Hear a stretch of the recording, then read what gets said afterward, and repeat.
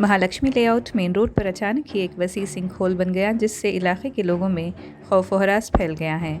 बृहद बेंगलुरु महानगर पालिका बीबीएमपी ने सिर्फ 3 दिन पहले सड़क को एसफॉल्ट किया था। ज़राए के मुताबिक ये सिंकहोल उस वक्त बन गया जब सुबह 8:40 पर पानी का टैंकर यहां से गुजरा। बीबीएमपी के अहदेदारों ने बताया कि सड़क को एसफॉल्ट करते वक्त कोई मसला नहीं था। शुबा है कि पाइपलाइन के लीक होने से मिट्टी ढीली हो गई और सिंकहोल बन गया। BWSSB के अफसरान ने वाक़े की इत्तला मिलने के फ़ौरन बाद जाए वक़ुआ का दौरा किया और कहा कि लीकिंग पाइपलाइंस को तब्दील करने का काम किया जा रहा है। पाइप ज़्यादा बोझ की वजह से फट गया था।